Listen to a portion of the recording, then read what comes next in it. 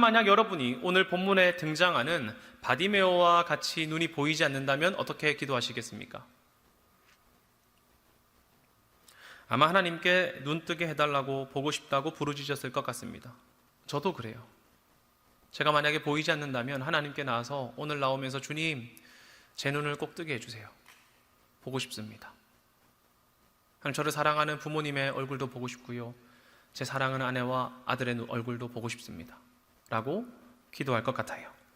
지금 나의 결핍과 부족함을 두고 하나님께 기도하는 것이 잘못이 아니지 않습니까?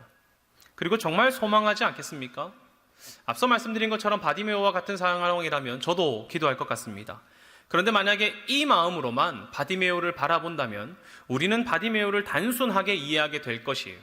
그가 예수님께 왜 나왔습니까? 눈 뜨고 싶어서 나온 사람, 이렇게 말입니다. 물론 그가 보고 싶기 때문에 주님께 나를 치유해달라고 말하기도 하고, 하나님 나를 고쳐주세요, 나를 도와주세요라고 기도하는 것이 우리의 삶에 중요한 것이기도 합니다. 하나님께서는 우리의 기도를 들으시고 우리의 삶에 응답하실 때에 우리의 삶 가운데 세상에서 경험할 수 없는 놀라운 일들이 일어날 것이라고 저는 믿기 때문입니다. 그러나 바디메오가 정말 기적만을 바라고 예수님을 부르짖었는가? 라고 물어본다면 저는 그 질문에는 아니라고 대답하고 싶습니다. 그는 치유받기 위해서만 예수님을 부르짖은 것은 아니라고 저는 생각한단 말이죠. 그렇다면 도대체 바디메오는 왜 예수님을 부르짖냐는 겁니다. 그리고 왜 예수님은 그 수많은 사람들 중에 바디메오를 고치셨을까요? 그의 목소리가 가장 컸기 때문입니까? 아마 우리 교회에서는 성은자매가 제일 크게 할 것 같은데, 지나가시다가 이럴 것 같은데 맞죠? 여러분, 우리 본문을 통해서 찬찬히 알아가 보면 좋겠습니다. 예수님께서 여리고에 이르렀을 때 사람들은 예수님을 알아봤어요. 예수님 알아봤단 말이죠. 여러분, 우리 교회 차은우 씨가 딱 오면 여러분 알아보시겠습니까? 아마 그림자만 보고도 알아봤을 겁니다. 머리 끝에 살짝 나온 사진 보고 다음 주에 이 사람 옵니다 하면은 머리 모습만 보고 차은우다, 바로 알아봤을 것 같아요. 여러분, 이처럼 예수님은 유명했어요. 사람들이 예수님을 보면 알아봤단 말이죠. 이미 예수님은 게네사렛에서 아픈 사람을 고치셨고요, 사람들을 먹이셨고요, 보이지 않는 자를 보게 하셨기 때문에 사람들 사이에서 예수님이 등장하면 그의 주위로 다가와서 치유받고자 했고요, 그의 가르침을 듣고자 했고요, 어떤 이들은 그와 함께 하고 싶어 했단 말입니다. 그래서 마가복음을 보면 예수님께서 나타나셨을 때에 사람들이 몰려드는 장면이 많이 나와요. 제가 예를 한번 들어볼게요. 예수께서 제자들과 함께 바다로 물러가시니 갈릴리에서 큰 무리가 따르며, 무리가 모임으로 식사할 겨를이 없는지라. 사람이 얼마나 모였으면 밥 먹을 겨를도 없었대요. 예수께서 맞은편으로 건너가시니 큰 무리가 그에게로 모이거늘 예수이신 줄을 알고 예수께서 어디 계시다는 말을 듣는 대로 병든 자를 침상째로 메고 오나니. 여러분, 예수님이 왔다 하면 사람들이 막 몰려가는 겁니다. 막 가가지고 예수님한테 고쳐달라고도 하고 가르침을 달라고도 했겠죠. 혹은 그가 하는 무언가를 보고 있었을 것입니다. 요즘 부산에 무슨 순대가 유명하다면서요. 트럭 순대인데 그게 지역별로 뛰면은 막 사람들이 엄청 몰려서 먹는데요. 스케줄을 막 사람들이 본다고 하더라고요. 아마 그것보다 훨씬 심하게 예수님 주변으로 사람들이 몰려들었을 것입니다. 예수님이 계신 곳에는 큰 무리의 사람이 있었습니다. 그래서 오늘 본문도 당연히 많은 사람들이 있었겠죠. 그가 여리고에 이르렀을 때 많은 사람들이 모였고요, 그가 떠날 때에도 많은 사람들이 함께 있었습니다. 어떻게 그것을 알 수 있냐면, 예수님께서 여리고를 떠나실 때에 디메오의 아들 바디메오가 예수님이 오셨다는 소리를 듣고 크게 예수님을 부르짖습니다. 나를 불쌍히 여겨달라고 외치는데 그때 사람들이 말해요. 잠잠히 해, 잠잠하라, 이렇게 말하는 겁니다. 여러분, 분위기 한번 잘 생각해 보십시오. 지금 오늘 몇 명 정도 나왔는지 모르겠지만 한 8, 90명의 사람이 앉아 있는데 이 수많은 사람들이 저를 둘러싸고 제가 가는 곳에 목사님 하고 가고 있습니다. 근데 재우 형제가 갑자기 저기서 목사님 하는데 우리 민준 형제랑 재민 형제처럼 덩치 큰 두 사람이 나와서 잠잠하라, 어디 감히 너 따위가 목사님을 불러, 이렇게 말한다면 재우 형제가 어떻게 하겠습니까? 압도되겠죠. 만약에 한두 명만이 아니라 여기 있는 80명, 90명의 사람들이 모두가 조용히 해! 어디 너 따위가 예수님을 불러! 이렇게 말한다면 재용제가 어떻게 하겠습니까? 저는 하남자이기 때문에 저는 말도 못했을 것 같아요. 그런데 여러분, 바디메오는 그런 분위기 가운데서 예수님을 부르짖었다는 거예요. 사람들의 반대와 비난에도 불구하고 왜 바디메오는 예수님을 부르짖었을까요? 보이지 않는 눈을 뜨고 싶기 때문입니까? 그것도 맞겠지요. 당연히 보고 싶을 테니까요. 인간적인 마음으로요. 그러나 저는 한 가지 이유가 더 있다고 생각해요. 여러분, 바디메오가 예수님을 부른 호칭이 무엇입니까? 성경책 안 보고 기억하시는 분 계시나요? 바디메오가 예수님을 뭐라고 불렀습니까? 작게 얘기하지 말고 크게 말해보세요. 괜찮아요. 뭐라고 했어요? 그렇죠. 다윗의 자손 예수여 라고 했습니다. 여러분, 바디메오가 예수님을 향해 부르짖은 것은 그가 예수 그리스도를 다윗의 자손으로 여기고 믿고 있었기 때문에 외친 거예요. 47절인데요. 같이 한번 읽어볼까요? 시작! 나사렛 예수시란 말을 듣고 소리질러 이르되 다윗의 자손 예수여 나를 불쌍히 여기소서 하거늘. 아멘. 그렇다면 여러분, 사람들은 어떻게 불렀습니까? 나사렛 예수라 불렀단 말입니다. 예수님이 뜨면 야, 나사렛 예수가 왔대, 이랬단 말이죠. 그러나 바디메오는 나사렛 예수시란 말을 듣고 소리 지릅니다. 어떻게 해요? 나사렛 예수여! 이게 아니라 뭐라고 합니까? 다윗의 자손 예수여! 나를 불쌍히 여겨주세요! 이렇게 말이죠. 마가복음에서 살짝 이 둘을 대조하는 것처럼 느껴집니다. 군중들은 외쳐요. 나사렛 예수라고요. 그러나 바디메오는 외칩니다. 다윗의 자손 예수라고요. 여러분, 둘의 차이가 있습니까? 지역적인 차이가, 계보적인 차이가 있는 건가요? 우리 살짝 그 의미를 알아가기 위해 성경을 조금 더 넓게 봅시다. 10장 전체를 살짝 살펴보자면 13절부터 16절까지 어린아이들을 축복하시는 내용이 나와요. 아마 부모님들이 자기 자녀들을 축복하기 위해서 데려오지 않았겠습니까? 자신의 아이들을 만져주길 바라는 마음으로 예수님께 나아왔을 거예요. 그런데 이 아이들이 많은 사람들에게 방해가 되니까 제자들이 말합니다. 잠잠하라고요. 너 방해되니까 잠잠해. 이렇게 말입니다. 그러자 예수님께서 그 모습을 보시고 화내시면서 어린아이들이 내게 나오는 것을 막지 말라고 합니다. 15절과 16절인데요. 같이 한번 읽어보겠습니다. 시작! 내가 진실로 너희에게 이르노니 누구든지 하나님의 나라를 어린아이와 같이 받들지 않는 자는 결탄코 그곳에 들어가지 못하리라 하시고 그 어린아이들을 안고 그들 위에 안수하시고 축복하시니라. 아멘. 예수님 말씀하세요. 누가 어떤 사람이 하나님 나라에 들어갈 수 있다고 합니까? 이 어린아이와 같은 사람이야말로 하나님 나라에 들어갈 수 있다고 합니다. 그리고 17절에서는요, 재물이 많은 사람이 어떻게 하면 영생을 얻을 수 있는지 궁금해서 예수님께 나아왔습니다. 예수님께서 자신이 가진 재물을 다 버리고 나를 따르라고 말하지만 재물이 많이 갖고 있었기 때문에 근심하며 돌아가죠. 그는 예수님을 어떻게 불렀는 줄 아십니까? 17절인데요. 여러분 잠깐 성경책 찾아주시기 바랍니다. 10장 17절입니다. 같이 읽겠습니다. 시작! 예수께서 길에 나가실새 한 사람이 달려와서 꿇어 앉아 묻자오되 선한 선생님이여 내가 무엇을 하여야 영생을 얻으리이까? 아멘.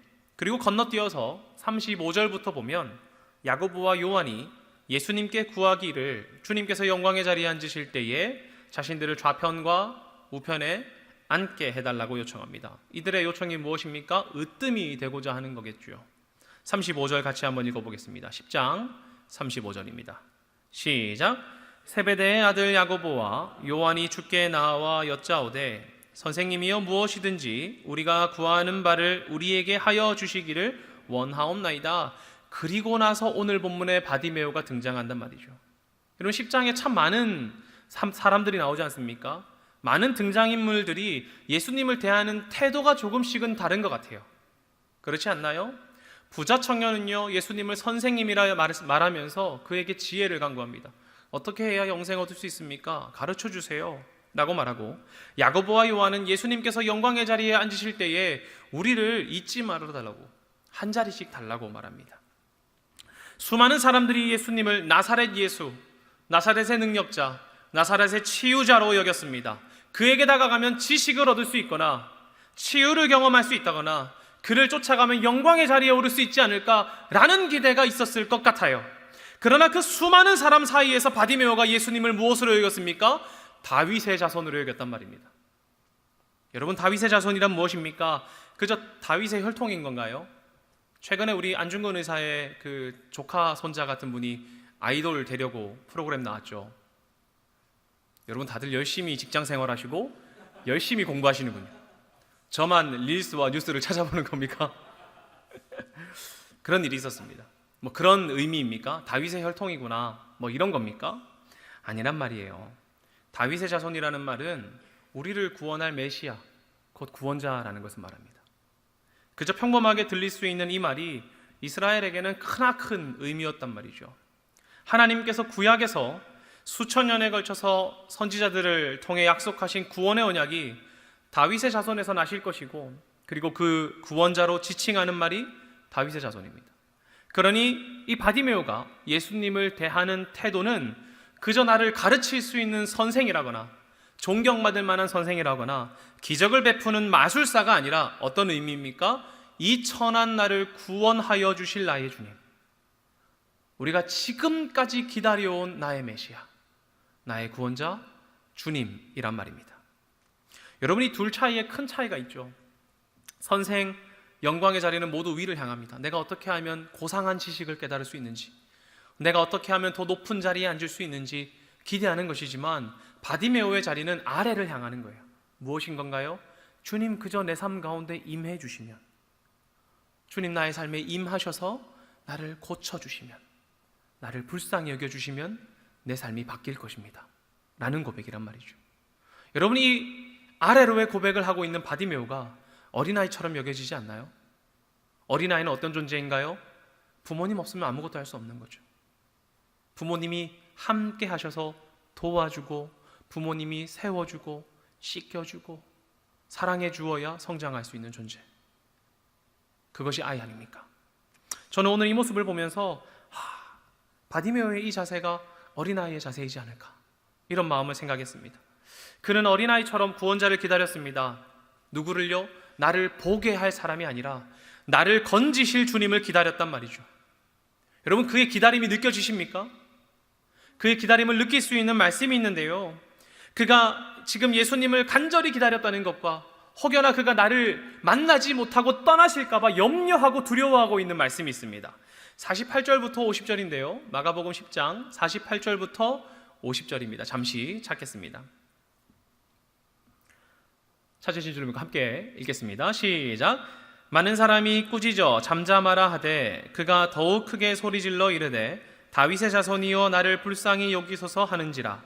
예수께서 머물러 서서 그를 부르라 하시니 그들이 그 맹인을 부르며 이르되 안심하고 일어나라 그가 너를 부르신다 하매 맹인이 겉옷을 내버리고 뛰어 일어나 예수께 나아오거늘. 아멘. 아까 말씀드린 것처럼 많은 사람이 꾸짖어서 그에게 잠잠하랬습니다. 조용히 해! 이렇게 했는데 그가 어떻게 했습니까? 더욱 크게 부르짖었어요. 다윗의 자손이여, 나를 구원할 구원자여, 나를 불쌍히 여기소서 하고 말이죠. 왜 부르짖었습니까? 눈뜰 기회를 놓치고 싶지 않아서입니까? 이렇게 단순하게 보지 말자고요. 나를 구원하실 주님을 놓치고 싶지 않기 때문입니다. 그는 보이지 않았기 때문에 더욱더 부르짖을 수밖에 없었고, 그래서 목소리 높이는 거예요. 다윗의 자손이여, 나를 불쌍히 여기소서 하고 말이죠. 여러분, 여러분의 구원자, 여러분에게 주님께 외칩니까? 하나님, 나를 불쌍히 여겨달라고. 생각해 보십시오. 만약 여러분이 무인도에 갇혔습니다. 하루, 이틀, 일주일, 한 달, 1년이 지났는데 배가 지나가지 않아요. 잘생겼던 얼굴도 다 깜깜해지고 까무잡잡해지고 이제 때도 막 끼고 머리도 안 감아가지고 난리 났습니다. 밥도 못 먹어서 삐쩍 꼴았어요. 그런데 그렇게 평생을 기다리던 어느 날 나를 건질 배가 지나가고 있습니다. 지나가고 있어요. 그때 여러분 안 외칠 겁니까? 점잖게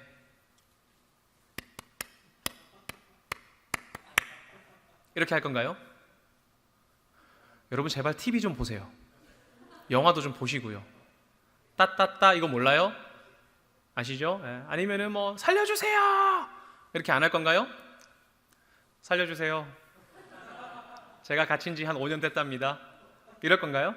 아니잖아요.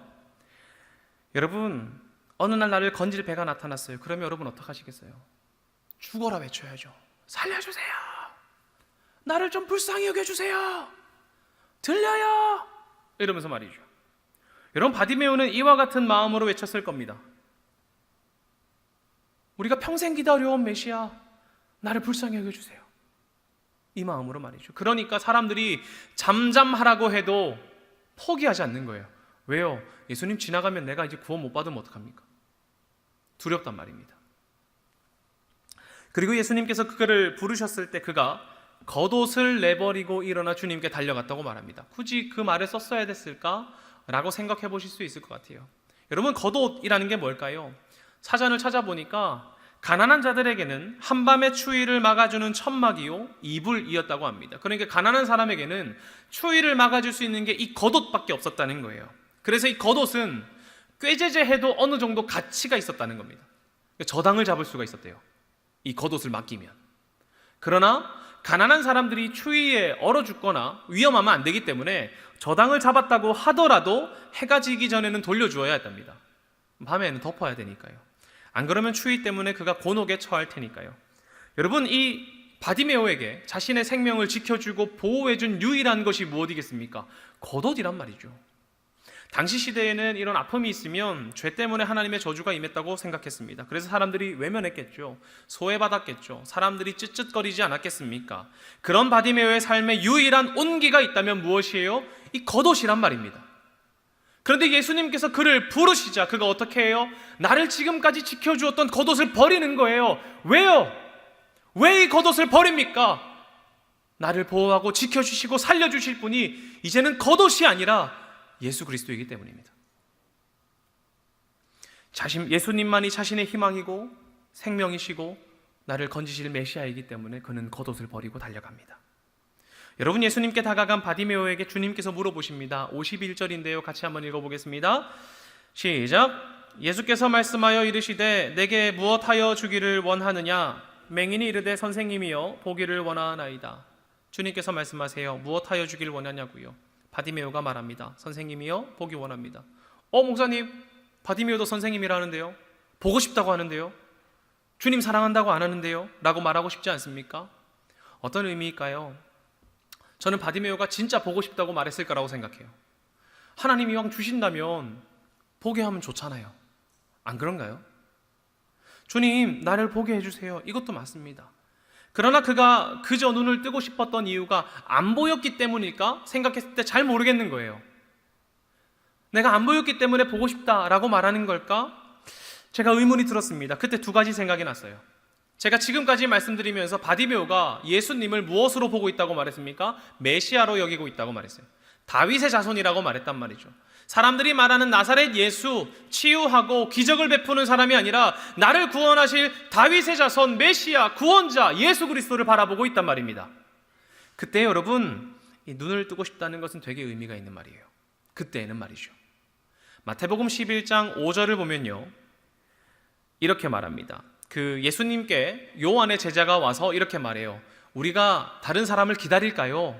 아니면 당신이 오실 그분입니까? 라고 말했을 때에 예수님께서 너희가 가서 보는 것을 요한에게 알려라 라고 말하면서 마태복음 11장 5절을 말씀하십니다. 그러니까 우리가 기다려온 구원자가 오시면 일어날 일들에 대해서 말하는 거란 말이죠. 11장 5절인데요. 같이 한번 읽어보겠습니다. 시작. 맹인이 보며 못 걷는 사람이 걸으며 나병 환자가 깨끗함을 받으며 못 듣는 자가 들으며 죽은 자가 살아나며 가난한 자의 복음이 전파된다 하라.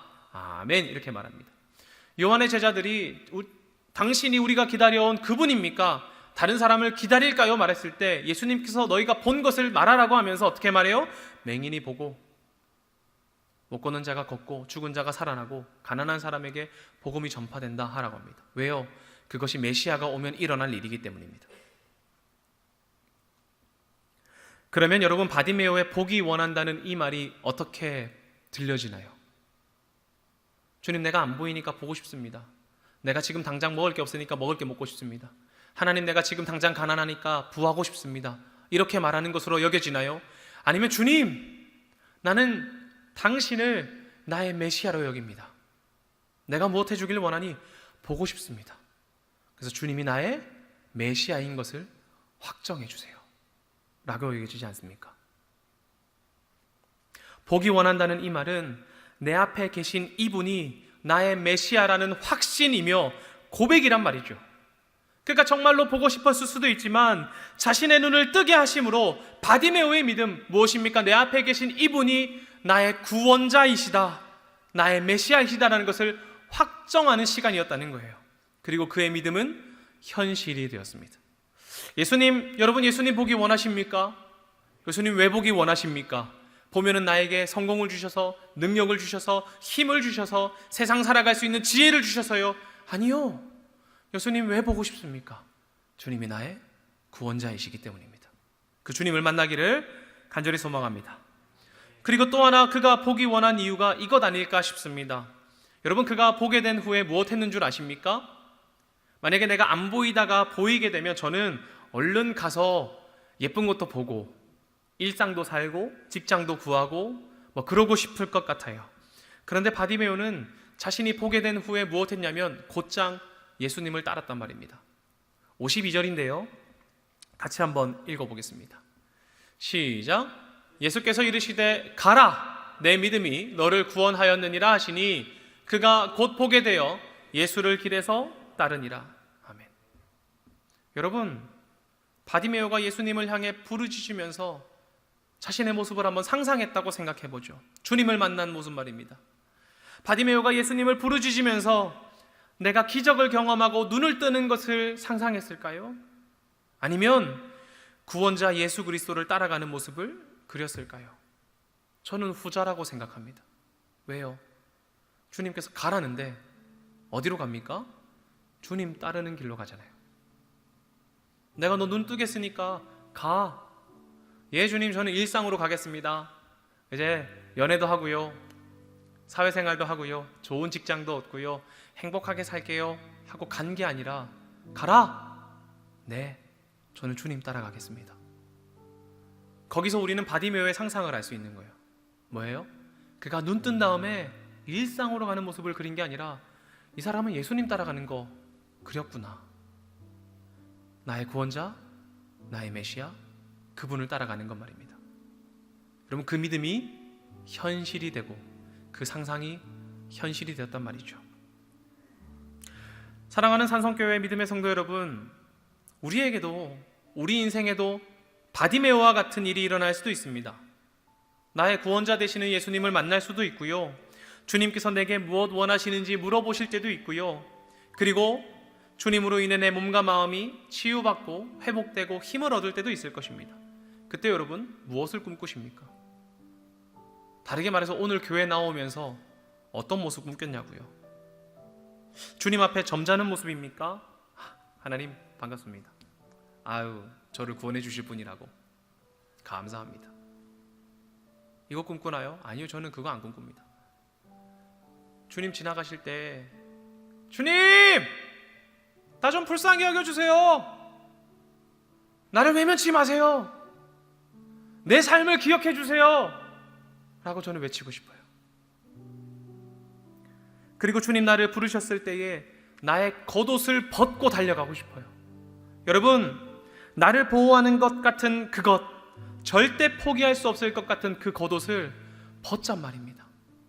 하나님 앞에서도 결코 손에서 놓고 싶지 않은 그것, 여러분도 있지 않습니까? 그 겉옷, 누군가에게는 물질일 수도 있고, 누군가에게는 명예일 수도 있고, 누군가에게는 성공만 하면 된다고 생각하는 생각일 수도 있고, 누군가에게는 자존심일 수도 있겠죠.